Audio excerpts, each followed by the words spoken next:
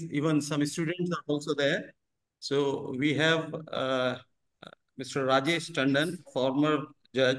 So we are thankful, His Lordship, he has been with us. Sir, some of my students, they are willing, they have prepared some of your profile. So they want to share that. So please permit me formally as we can start it. No, I have no objection, but No, this is only we'll, profile that I am retired judge. No. Actually, everybody should know about you. That is our, as they can get some privilege to listen you. Okay, And okay. today, again, I would say, friends, that this is very special day to us, as it is the 22nd May. And on 22nd May, 1772, Raja Ram Mohan Rai was born. And you may be knowing that he abolished the brutal and inhuman practice of sati, if you know. So he struggled for inhuman practices. So again, today, sir will talk about the protection Yes, of yes. human rights. So we have The been same. fighting. We have been Yes, fighting yes. for human rights for last, 250 years. If I start thinking about Yes. Raja Ram Mohan Rai, so it has been Yes, yes. 250 years. So now formally we would start because we have some time bindings. So Hemant, I would can I formally welcome sir now? Because that's Madam, informally. no, Yes. you are most welcome, ma'am. But Yes. I will take only 2 minutes. Arfia beta, I would, Tora, Arfia, actually some of our student of engineering, they asked me, sir, we want to be there. So first of all, ma'am will welcome, sir. Sir, हो Okay, सकता है आपको second session फिर करना पड़े because everybody was eager to Listen to meet you. you. Yes. So please, ma'am, please, ma'am. Yes. Good morning, everybody. Good morning and a very hearty welcome to our today's distinguished speaker, retired Judge Tandon ji. We are so happy and delighted to welcome you on this webinar. And as I requested you, sir, we would want to have you on our advisory board also, and Hemant would do the formalities. I also welcome all our participants for today's webinar. The topic is very interesting, and the context has also been given by Dr. Hemant Sharma. And let me just in brief tell you about our university in a minute or so. Our university it has been established by the PCET Education Trust, Pimpri Chinchwad Education Trust, which has a legacy of being into education for last 34 years. We run various colleges and schools, including MBA programs, architecture programs, engineering colleges, diploma colleges, and so on. And this is our new institution, which is a private university established under the State Act of Maharashtra. We got our establishment last year, that is in 23, and we started operations in August 23 with a good number of students, that is 1150 students. That was our first batch. We have various schools like School of Engineering, we have School of Design, we have School of Liberal Arts, we have School of Sciences, where School of Sciences, we run 3 BSc programs. We are running 3 BSc programs since last year. BSc in Nutrition and Dietetics, BSc in Clinical Psychology, and BSc in Cyber Security. We also have the School of Management, where we have the MBA and the BBA programs. We have the MCA and the BCA programs. And this year, of course, we have the pharmacy school also, with B Pharmacy and D Pharmacy. And this year we are launching 2 new schools, the School of Media and the School of Law. So the School of Media is going to have different programs like BA in Journalism and Mass Media, BBA in Digital Filmmaking, and so on.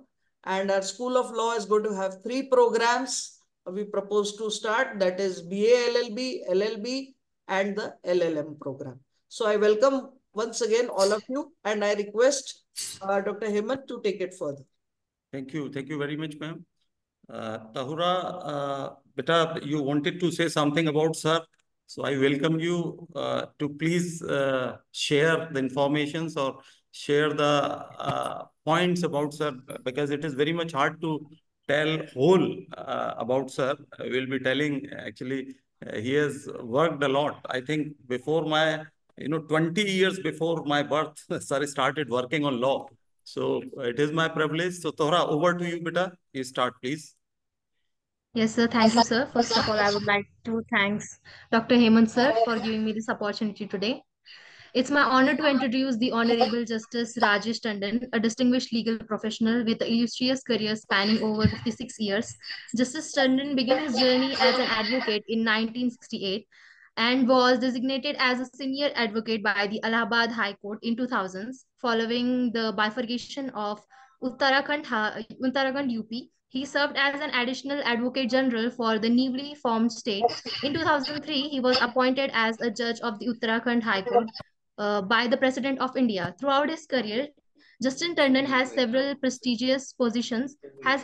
prestigious positions, including the chairperson of Cyber Appellate Tribunal, chairman of Higher Technical Education in Uttarakhand, and vice chairman of the MET Institute of Cyber Law and Cybercrime. He is serving the chairman of the Justice Rajesh Tandon Arbitration and Conciliation Center and holds position in various judicial association, including the Association of Retired Judges of Supreme Court and Higher Court of India. Beyond his judicial and academic roles, Justice Tandon is also an accomplished author with a significant body of work, including publications on various legal subjects.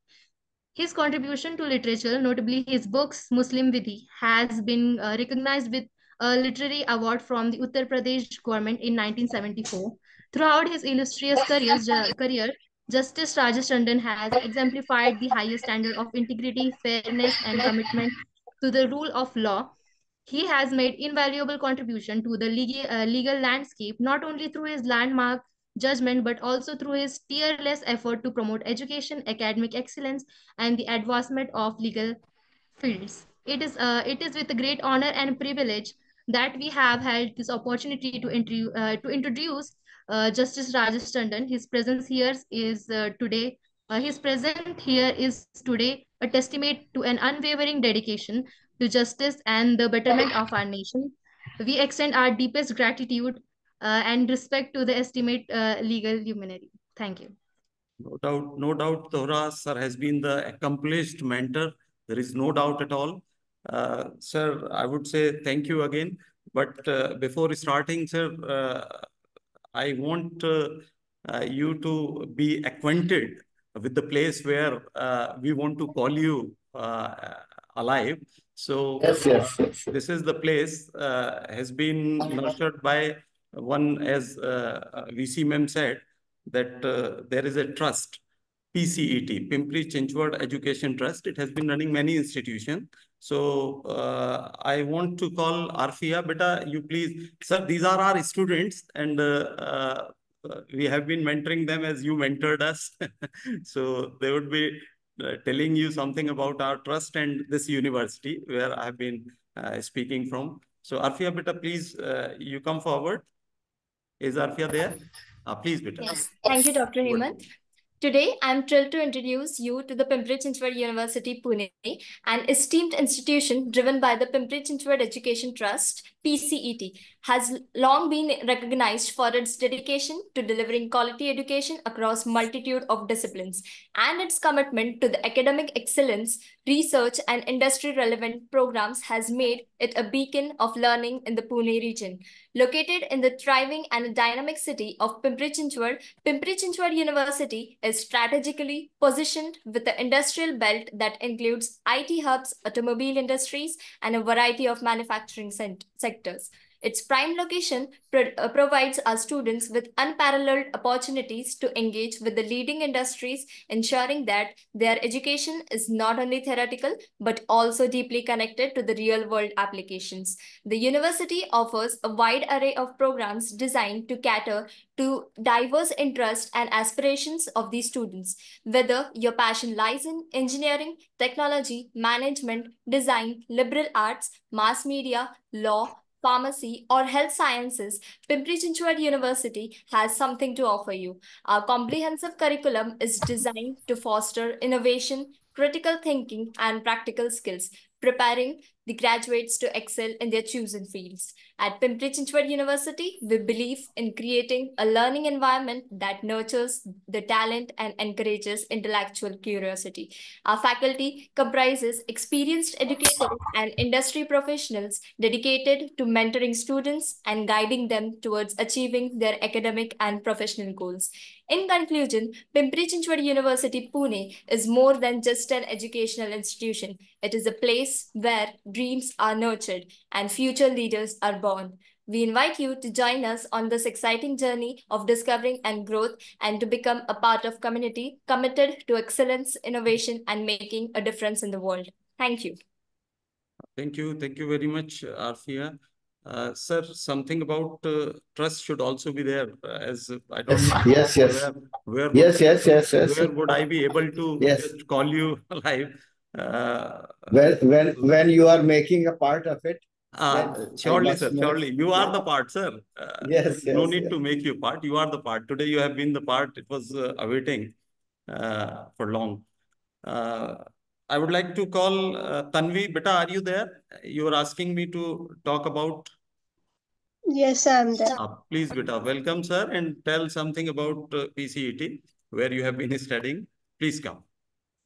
Yeah, thank you so much, sir, for the opportunity. I would like to tell our respected guest about the PCET, Pimpri Chinchwad Education Trust, that has a legacy of nurturing excellence since its establishment in 1990.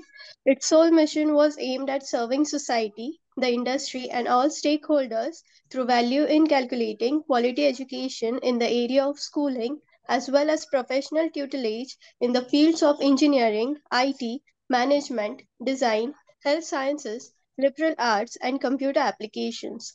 Our 12 institutes spread across our three campuses in Nigri, Ravet, and Satewatgaon Mawar, Pune, respectively, has carved out a name for themselves, having transformed the lives of over 47 students so far. Our institutes, Pimpri Chinchwad College of Engineering, PCCOE, Pimpri Chinchwad College of Engineering and Research, PCCOER, and SB Patil College of Architecture and Design are some of the most sought after colleges in the country. Thank you, sir. Thank you. Thank you very much.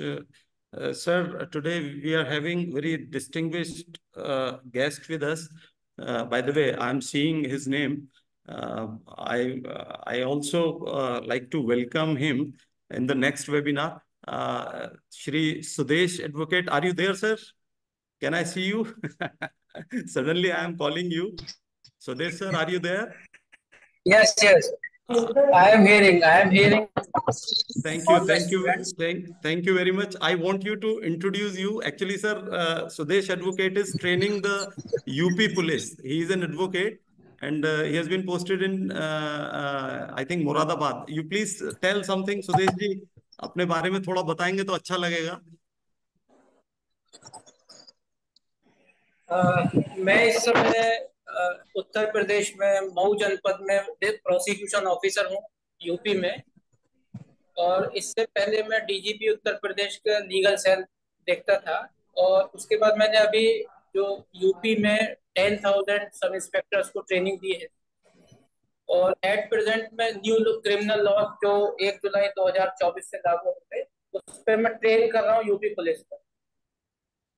Thank you. Prosecution के साथ साथ UP police की training में देख रहा हूँ. Thank you. Swadesh ji, आपका स्वागत है इस वेबिनार में. मैं doctor Manimala Puri, vice chancellor of this university. Next session में स्वदेश ही करेंगे. So I would like to welcome Shoran. Shoran, beta, you were asking me to show something about the university. के सर को दिखाना है थोड़ा live. So can we have that video? Yes, sir, sure. Please, sir. Sir, have a look. This is the last. Yes. I won't take your much time now. No problem. They were very curious to show or speak in front of you. Actually, sir, Yes. this is our endeavor to make our students easy on this, when we used to study, it was not there कि Zoom पे होना है या live होना है, but it is our endeavor to make them easy. Yes, okay. Thank you very much. Thanks for permission. Sharan, please, here we go.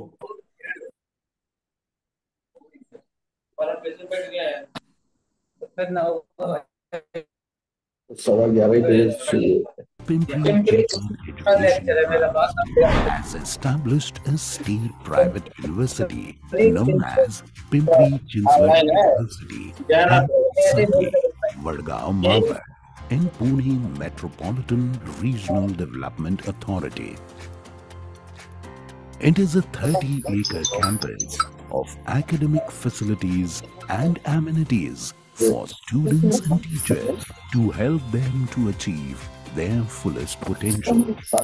The Pimpri Chinchwad University campus is well connected with the cities Pune and Pimpri Chinchwad by road through Mumbai-Pune National Highway number 4 as well as Mumbai-Pune Expressway. Also, railway station Kanhe is at 1 kilometer distance. The nearest airport is Pune Airport. PCU has its different verticals which prepares leaders from different fields. School of Engineering and Technology. लगा देना इसमें charging खत्म नहीं होगा।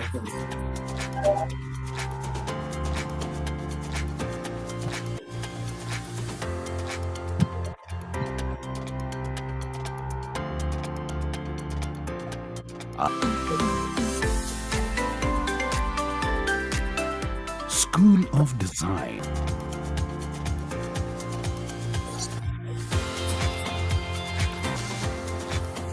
हमारे बाद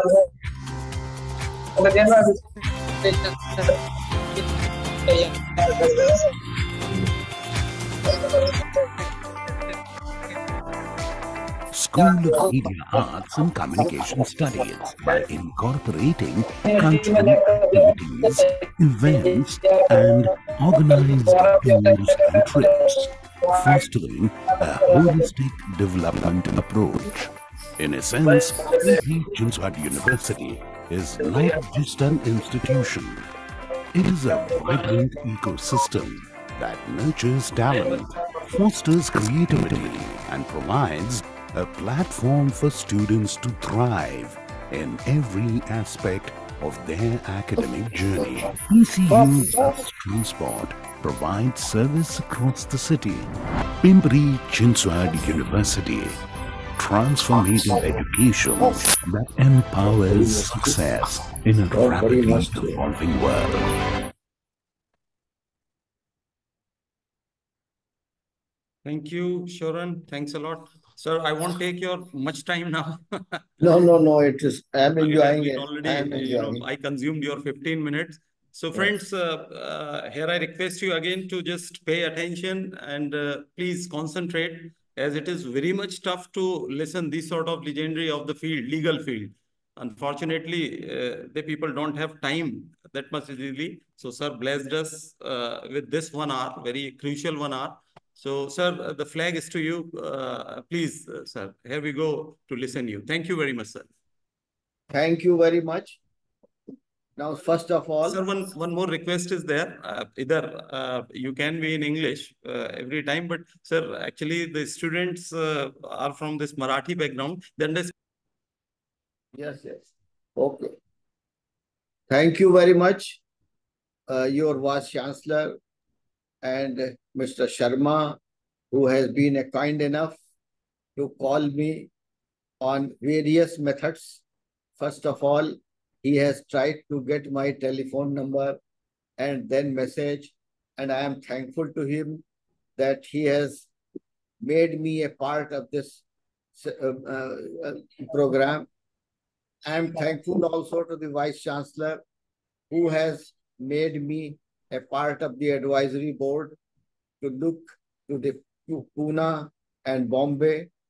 Now, by way of artificial intelligence, I suppose at the present that I am in Maharashtra, and therefore I will just quote the great Ganesh ji is there.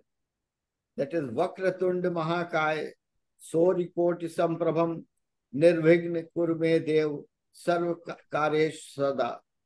I always pray to the Gajanan and also pray to him that let the entire humanity and entire persons, citizens may get blessed by Lord Ganesha. Now, before I start, there is one for human rights, there is 2-line slok which is very prominent. That is, Sarve bhavantu sukhina, Sarve santu niramaya, Sarve bhadrani pashyantu, ma kashyat dukhbhaj bhagate. These are the principles of human rights, that everybody should be keep happy and everybody should rich, prosperous and all that. These are the symptoms of Human Rights Act. And therefore, taking into consideration the human rights and the Constitution, which is the subject of today, my Shraddhanjali also to Sri Raja Ram Mohan Rai, who was born on such a day today, and he was also a perfect humanitarian and was a protector of human rights. Before I come to the subject, I will just, students, I will invite your attention on Article 21, that is the constitutional problem is also there, human rights problem are also there. Therefore, I will invite your attention on Article 21 of the Constitution of India. The students, if you have got the book, you open it. If you don't have the book, then listen. One by word are very important of Article 21 of the Constitution of India. No person shall be deprived of his life or personal liberty except according to the procedure established by law. In 1946, 47 and 1950, when the Constitution of India was passed, then these 3 principles were added: life, personal liberty, and these are except to prescribed by law. This was a meritorious, I will say, fundamental rights, that is part 3 of the Constitution of India. If we look to another aspect of the matter, when I come to the preamble of the Constitution, since we are proceeding here with the Constitution and the human rights, I will just demonstrate before you that both are at par together. Now I come to the preamble of the Constitution. The last word you see, have you got that? Anybody has the Constitution? We the people of India. Then 4th class is fraternity assuring the dignity of the individual and the unity and integrity of the nation. Students, you must have seen that Article 21 is based on life, personal liberty. Now, this life and personal liberty is also connected together of the preamble, that is dignity of the individual. I will demonstrate before you how the word dignity has been elaborated in the Human Rights, Protection of Human Rights Act later on, and how the constitutional provisions have been borrowed by the Protection of Human Rights Act. Then it is fraternity assuring the dignity of the individual and the unity and integrity of the nation. Now I confine to the dignity of the individual. Now then, Article 21 itself will life, liberty, and dignity of the Article 21. Now this is the definition of Article 21. Now I come to the Protection of Human Rights Act, which is a connected subject for today.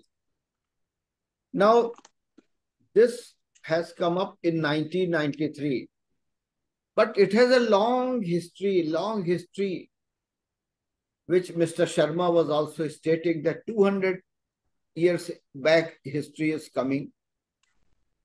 First of all, I concentrate myself to 1993 Act, that is Protection of Human Rights Act. The students, if you have got the Act, it's all right. Otherwise, come to Section 2D of the Human Rights Act. That the human rights means rights relating to life, liberty, equality, and dignity of the individual. The students, you just compare Article 21 and Section 2D, then you will come to know that life, liberty, equality, and dignity of the individual that are common with Article 21 of the Constitution of India. Further, Section 2D says, as guaranteed by the Constitution are embodied in the international covenants and enforceable by courts of India. These two lines have a miracle by the conjunction of human rights and Constitution. I'll explain how. Human rights means the rights relating to life, liberty, equality, and dignity of the individual, guaranteed by the Constitution. Constitution means our Indian Constitution. What are the symbols which have been guaranteed? That will be a part of Protection of Human Rights Act. That is guaranteed by the Constitution.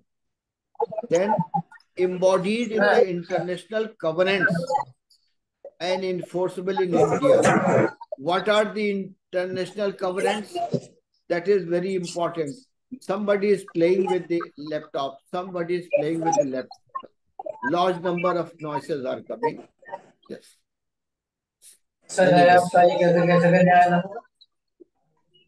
International covenants. Just a second, sir. I would like to request everybody, please check your mics. Sometimes it happens that you are busy with the... Please mute yourself, please. I request you. Yes. I was referring the definition of the Section 2D of the Human Rights, means rights relating to life, liberty, equality, and dignity of the individual guaranteed by the Constitution. What our guarantees are there in the Constitution under Article 21, Article 14, Article 19, all are applicable to the Protection of Human Rights Act and embodied in the international covenants. Now, international covenants have also been defined under class F 2F of the Protection of Human Rights Act. International covenants means the international covenant on civil and political rights and the international covenant on economic, social, and cultural rights adopted by the General Assembly of the United Nations on 16 December 1966. These are the international covenants. Now, let us see the history of the international covenants. What are the international covenants and how the same has been incorporated? First of all, the international covenants have come up in 12,015. That is like Magna Carta. Mr. Sharma was referring 200 years back. These are the Magna Carta. The Magna Carta was enforceable in 2015, and all the rights were borrowed from Magna Carta. And the Magna Carta was such a principle of the British Constitution, and it also deals with the people's freedom and all that, but very limited to the very limited. Then came the Bill of Rights 1791. That was also on September 25, 1789. There, the government was known as Congress. Congress transmitted to the state legislature the proposed amendment to the Magna Carta that was known as a Bill of Rights 1791. And those independent and individual rights were granted by this act. Now, what 1791 has said, whereas recognition of the inherent dignity and of the equal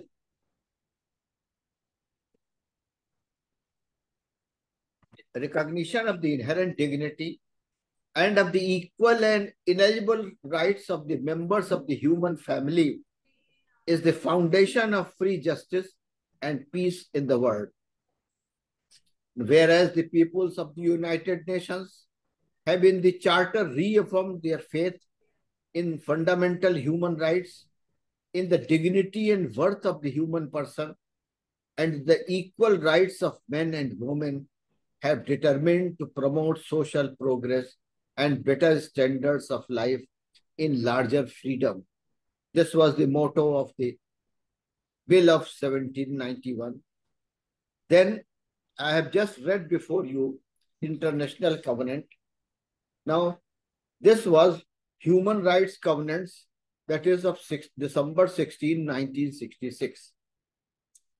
Before that, there was also in 1948, on December 10, 1948, there was a Universal Declaration of Human Rights, was adopted by the 56 countries of the world, and India was one of the signatories. We used to celebrate as the 10th of December 1948 as a Universal Human Rights Day, that is being celebrated in the whole world, that is 10th of December 1948. Then come December 16, 1966, that is the Human Rights Covenants, which are very important nowadays. And taking into consideration the Charter of 1945, 1948, and all that, this was drafted in 1966, which has also been referred in the book that is Protection of Human Rights Act, that is Covenants, that has also been mentioned. What are the international covenants? That is, international covenants means International Covenant on Civil and Political Rights and the International Covenant on Economic, Social and Cultural Rights, adopted by the General Assembly of the United Nations on the 16th December 1966. This was the covenant recognized by the Protection of Human Rights Act, recognized by the constitutional amendments and all that. Now, what was there? Considering that in accordance with the principles proclaimed in the Charter of the United Nations, recognition of inherent dignity and of the equal rights of the members of the human family in the foundation of freedom, justice, and peace in the world. Recognizing that in accordance with the Universal Declaration of Human Rights, that is 1948, the ideal of free human beings enjoying freedom, fear, and want can only be achieved if conditions are created whereby everyone may enjoy his economic, social, and cultural rights as well as his civil and political rights. Considering the obligation of the states under the Charter of the United Nations to promote universal respect for and observance of human rights and freedoms. This was the preamble of this is 1966, which is part of the Protection of Human Rights Act, that is Section 2F, where international covenant has been defined. Mr. Students, I am pointing out to you all this because you must know how the protection of human rights came into field in 1993 and what were the principles which were embodied and which were borrowed from the Magna Carta or the Bill of Rights or the Civil Rights of 1948, that is the Assembly in the United States. All these things, it is necessary to know for you, and therefore I am pointing out all these things when the subject says itself says both the things, that is protection of human rights and also the Constitution of India. Therefore, you must have an idea of how the protection of human rights came into force. And then gradually, when the protection of human rights came into force in 1993, it has developed in the whole country. In Uttarakhand, it came into force in 2012. And I was the first member of the Human Rights Commission at Uttarakhand when it was formed. And later on, it is going on in every state. I may tell you that the problem of human rights is assembled in the Constitution of India itself. Because what Article 21 says, that is Universal Declaration of Human Rights and all that, that has been contained in the protection of human rights. And there are those principles of equality, liberty, dignity. All these three things are common in the Constitution of India, and they are also common in the Protection of Human Rights Act.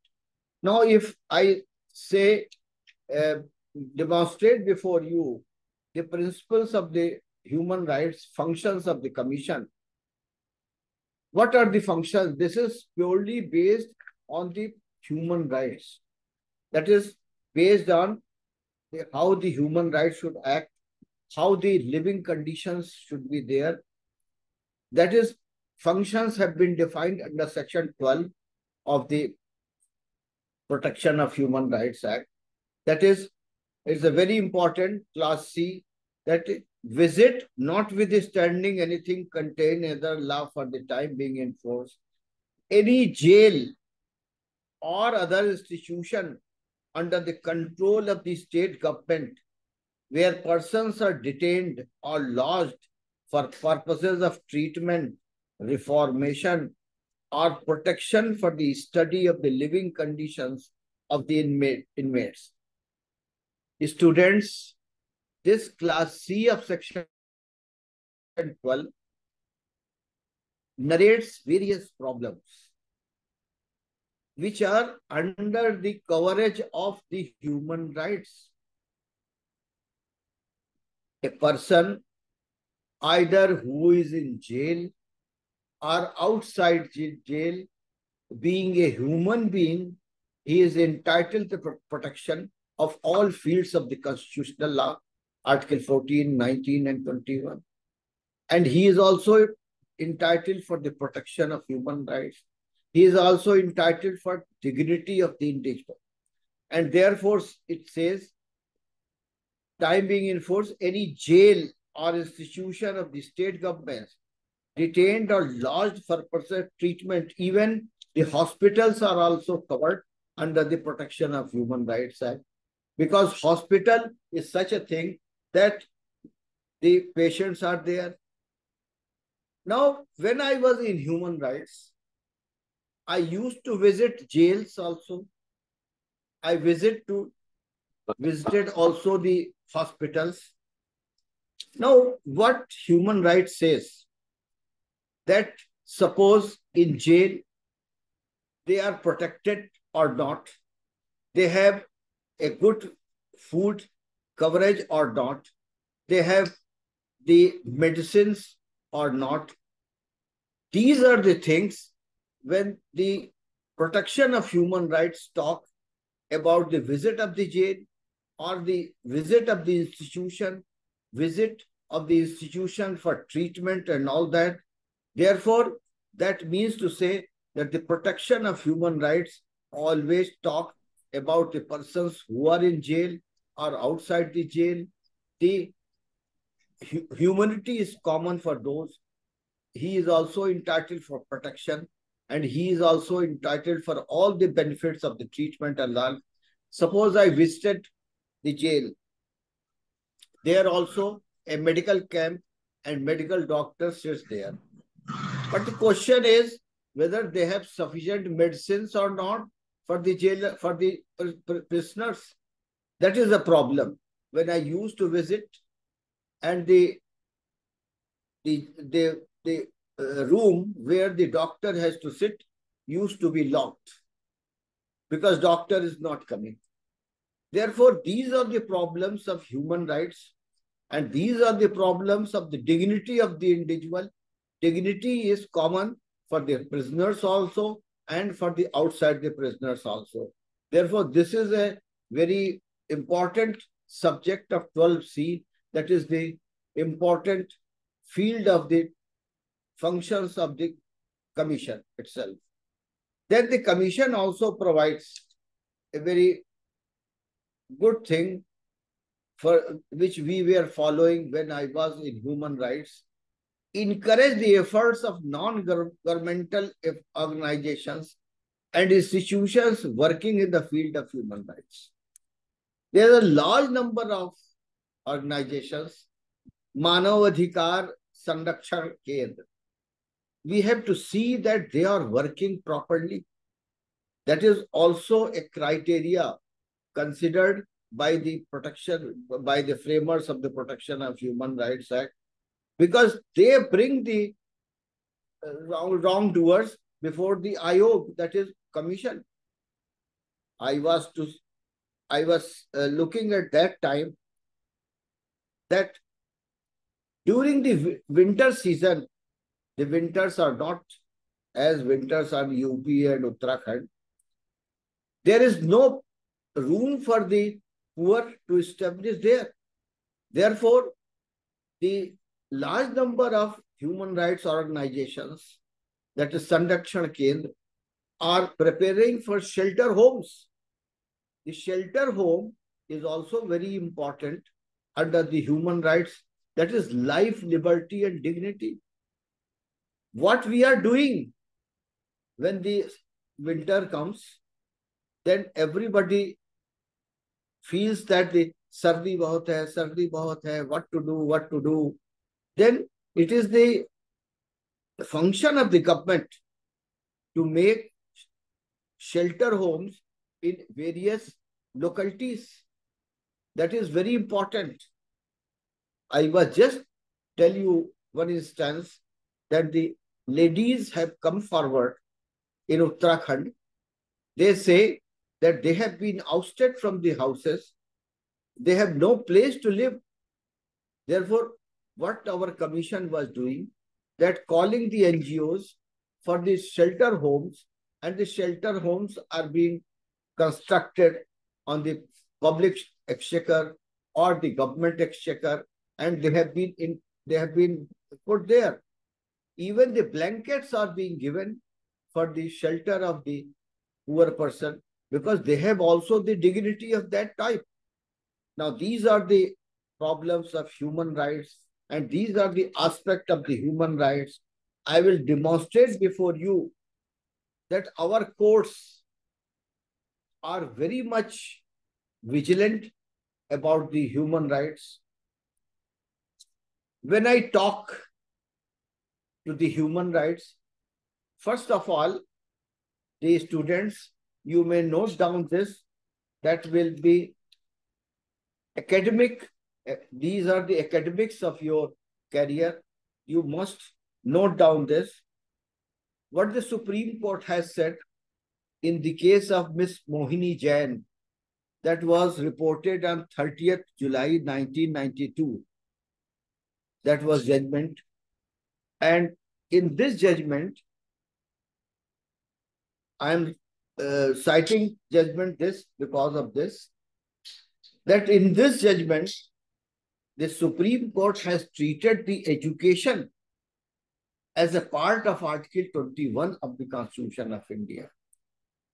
What we are getting, the teaching itself is Article 21 of the Constitution of India. And the Supreme Court has said, the court has interpreted Article 21 of the Constitution of India to include the right to live with the human dignity and all that goes along with it. And then the Supreme Court has further said, the right to education, therefore, is a fundamental right enshrined under Article Part 3 of the Constitution of India. The state is under a constitutional mandate to provide educational institutions at all levels for the benefit of the citizens. The educational institutions must function to the best advantage of the citizens. Opportunity to acquire education cannot be confined to the richer section of the society. Increasing demand for medical education has led to the opening of large number of medical colleges by private persons, groups, and trusts with the permission and recognition of the state governments. Therefore, the fundamental rights guaranteed under Part 3 of the Constitution of India, including the right to freedom of speech and expression, and other rights under Article 19 cannot be appreciated and fully enjoyed unless a citizen is educated and is conscious of his dignity. Therefore, the Supreme Court was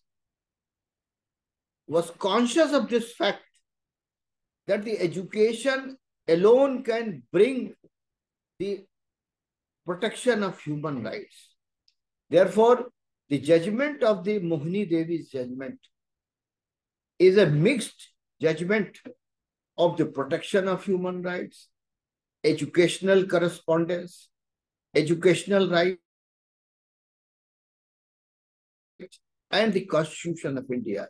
Therefore, he has taken this education, very broadly education, fundamental rights guaranteed under Part 3 of the Constitution of India, including the right to freedom of speech and expression and other rights under Article 19 cannot be appreciated and fully enjoyed unless a citizen is educated and is conscious of his individual dignity. Now, the dignity is a very forceful weapon with the individual. That dignity has been borrowed from the Constitution of India preamble. The dignity word has been borrowed from the Protection of Human Rights Act. And therefore, the students who are present here, I will just say you that go deep study of the protection of human rights and all that. And I will just demonstrate before you some judgments of the Supreme Court where this Universal Declaration of Human Rights has been followed, and that dignity, which I will say before you, that is the judgment of Kapila Hingorani of 2003. That is a very important judgment. The student must have a knowledge of this judgment. They must have a reading of this judgment. That is judgment of 9th May 2003 of the Supreme Court. What the Supreme Court, I have just read before you, the Universal Declaration of Human Rights and all that. This human rights, Universal Declaration of Human Rights, you will find in the judgment of the Supreme Court also. Universal Declaration of Human Rights, 1948, enumerates at least 27 broad rights, including the right to life, freedom from slavery and forced labor. Protection of Human Rights Act 1993 defines human rights to mean the rights relating to life, liberty, equality, and dignity of the individual guaranteed by the Constitution or embodied in the International Covenant on Civil and Political Rights and International Covenant on Economic, Social, and Cultural Rights, which were adopted by the General Assembly of the United Nations on 10th of December 1966. Have you seen the Supreme Court has emphasized about Universal Declaration of Human Rights? What is this Universal Declaration? That is 27 rights and all. All these things have been defined by the Supreme Court from time to time, and you must be aware of these things. Now the CPC, CRPC, and Evidence Act, they are all procedural laws. They have just gone away. You have to apply the procedure by CPC, that is Order 6, Rule 17 and all that. But the knowledge of these laws, that is constitutional and the protection of human rights, Universal Declaration of Human Rights, all this has become a very prominent and relevant for these students. What the Supreme Court has further said, you just see that all human beings are born free and equal in dignity of their rights. They are endowed with reasons and conscience and should act towards one another in the spirit of brotherhood. All are equal before law and are entitled without any discrimination to equal protection of the law, all are entitled to equal protection against discrimination in violation of declaration and against incitement of this. Therefore, the Supreme Court has said that all are equal. And then Supreme Court has also gone to this extent that what is the right? What is the right to food? And what are the three essentials, right, which are very need for the individual? The Supreme Court has said basic needs of man have traditionally been accepted to be threefold.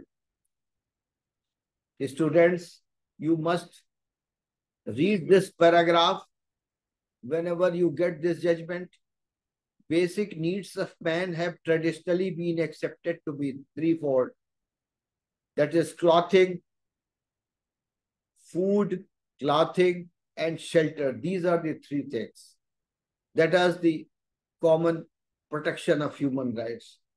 Right to life is guaranteed in any civilized society that would take within its sweep the right to food, the right to clothing, right to decent environment, and a reasonable accommodation to live in. All the three things are there. What is the decent environment?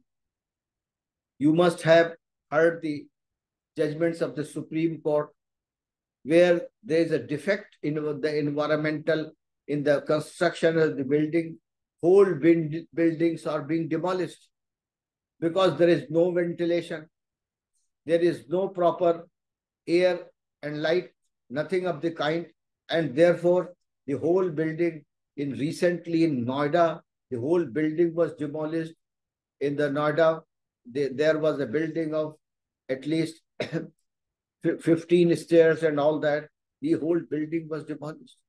That is why the Supreme Court has said that the right to food, the right to clothing, the right to decent environment, and a reasonable accommodation to live in any organized society, the right to live as a human being is not ensured by meeting only by animal needs. हमें dog की तरह नहीं रहना है, animals की तरह नहीं रहना है. It is secured only when he is assured of all facilities to develop himself and is freed from restrictions which inhibit his growth. All human rights are designed to achieve this. Right to live guaranteed in a civilized society implies the right to food, water, decent environment, education, medical care, and shelter. Medical care is also important. Right to shelter when used as essential requisite to the right to live, should be deemed to have been guaranteed as a fundamental right. I have just demonstrated before you the right to shelter, which I have borrowed from Article 21, right to live, that is decent environment. Therefore, I will just demonstrate before you that whosoever human organizations like Human Right Protection Act, Manav Adhikar Sanrakshan Kendra, they should act towards the shelter homes for the poor persons who don't have any right to live, and they have a right to live, but they don't have any place to shelter. Now, in this judgment also, you will find that what are the principles which guide. Now, the principles which have been enshrined in this judgment. Now, the Supreme Court has, now these things which I am reading, they should be on the tips of the students. They should be tips on the students.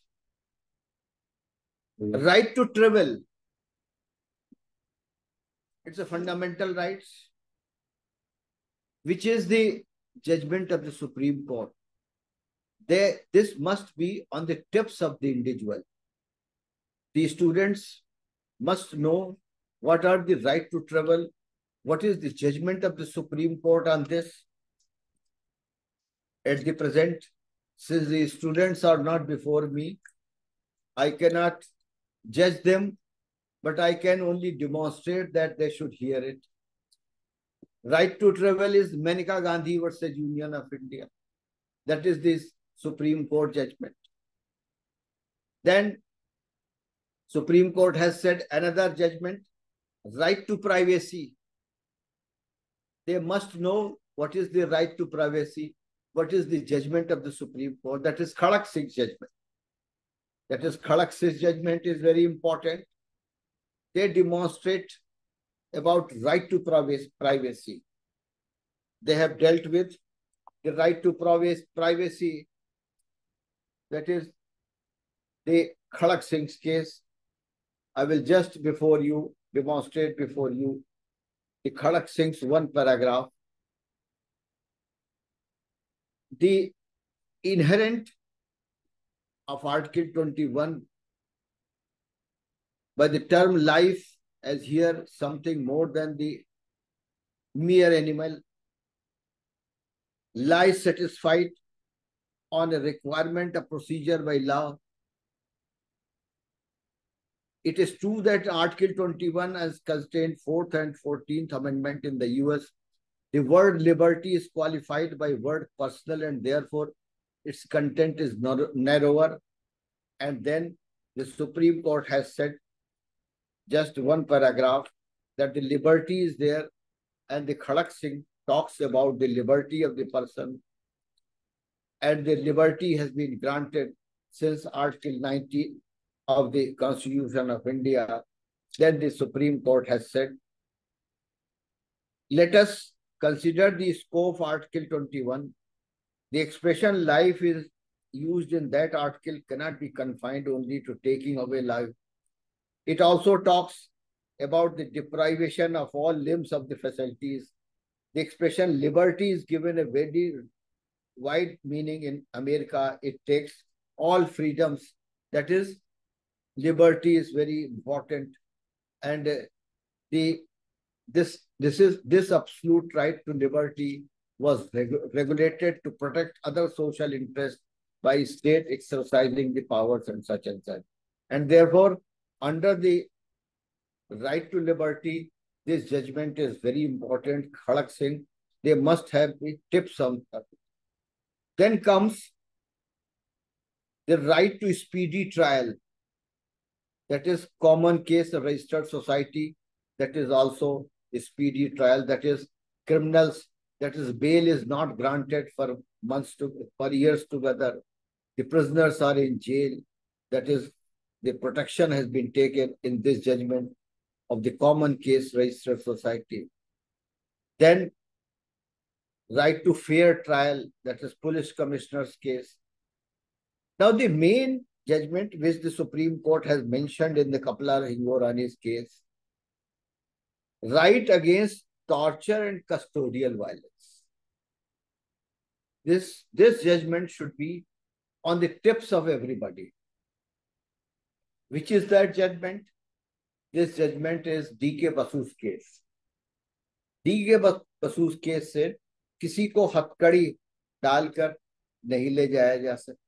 Nobody can be, and everybody, even the prisoners who are, even the person who is guilty is to be protected. And this judgment of custodial violence is very important judgment. That is the D.K. Basu's case. Then the judgment of right to primary education. After this judgment, Article 21A has been added under Article 21(1)A, which provides that the right to primary education, the state shall provide free and compulsory education to all children of the age of 6 to 14 years. After this judgment, this has come. Therefore, you must have the knowledge of this judgment also. Then comes a very important judgment, which are very common, that is sexual harassment, that is Vishakha case. That is a very judgment case. Each and word of Vishakha is very important. And after that, various judgments have come up, various acts, ordinances have come, and all the educational institutions, one person who acts as an arbitrator and all that he works under this control of this judgment. This judgment is very important for the fact that if the inquiry comes, then the ombudsman, who is the person who inquires into the matter, who acts as a judge, and whenever opportunity comes to me also, I will come and hold the inquiry in your institution also, whenever I will get an opportunity. This also judgment is very important. That is the role of ombudsman. Now, these are the judgments of the Supreme Court, which talks about the protection of human rights and all that. Now, I will just demonstrate before you that there is also equality and status. There is a class of equality, status, liberty, and all that. You are running a institution. The students who are imparting the education, either law, LLM, or whatever may be, they have to choose career. Now, for career, either they enter in the PCS examination, either they enter in the HJS examination, they choose to go before the corporate sector or any law firm and all that. For the law firm, for the advocates, moot court has been provided. Moot court itself is an artificial intelligence, a training to the students how to appear in the court and what type of arguments they have to run. And therefore, moot court is very important, which have been emphasized by the Bar Council of India also. Now, thereafter, that is one thing for the advocates who go for practice and all that. Apart from that, after passing the law, they also go for internship and all that. But what will be the scope of those who want to go in the PCS examination? You have to provide some training also for them. In Delhi, in various institutions, I have inaugurated myself that they have started the training to give students from 4th or 5th semester a training for the judicial, for the PCS examination also. They will have to go. Otherwise, they will have to join some academy, and for that, lakhs of rupees will have to spend. And therefore, my advice is that open a platform for judicial academy also, for training of the advocate, for the law students who are going to complete their law, where they will go, and that training is started at the very useful, will be useful in your institution itself. And when they will go themselves as a judge. You will give farewell to them as a judge, and not a student, and not as an advocate, but as a judge. These are my everything. And if I have taken much time, these students are getting bored, then I will just have to say one word of Gita. All the religious teaches respect of nature and the necessary balance of nature and spirit. The higher purpose of life is acquiring the qualities of the nature and is spiritual. These are my words. Respect the nature, respect your community, and respect the human rights. Thank you very much. Thank you. Thank you very much, sir. Very insightful session. Nothing has been left by you, my dear friends and colleagues. Dear ma'am, sir has left nothing to say. But finally, I would say that human rights are the rights. Those are being given by the nature because we are human. So this line can only be said after sir. Sir, I'm very sorry. I recognized you after very long when you said that I had been the member of Human Rights Commission in Uttarakhand. You may be knowing my Mami ji was the first mayor of Uttarakhand, Manorma Sharma Dobriyal. Yes, I know that. When I was very young, I saw you with her. As you said that I was the member, so I recognized you. Yes, sir. yes. I would like to meet you coming to Delhi. She used to come to me, and we were sitting together. Yes. Even I saw you with her. I saw you with her after she went to Rajya Sabha. Yes. Unfortunately, we lost her. So just I recognized when you said this. Yes. How she has lost? Actually, some kidney problem, kidney transplantation was there, and it was not got success. So it was not successful. So she passed away. Whenever I go to Nainital, she was also coming there. No, definitely, sir. I would like to see you there. Sir, I'm very much honored today. Again, one of my students is asking that I want to say something about sir. Is there somebody who was requesting? Arfia, I think you were requesting to say something. Can you hear me? Am I audible? Yes, sir. You wanted to say something about sir? Please. Yes. Please. Ladies and gentlemen, as we conclude this enlightening webinar on Constitution and Protection of Human Rights, it is my honor to deliver the vote of thanks. Firstly, I would like to extend our deepest gratitude to our esteemed guest speaker, Justice Rajesh Tandon. Justice Tandon, your profound insights and comprehensive discussion on the intricacies of our Constitution and the critical role it plays in safeguarding the human rights have been truly inspiring to us. Your expertise and experience and have provided us with an invaluable perspective, enhancing our understanding of this vital subject. Thank you for sharing your time and knowledge with us. Thank you.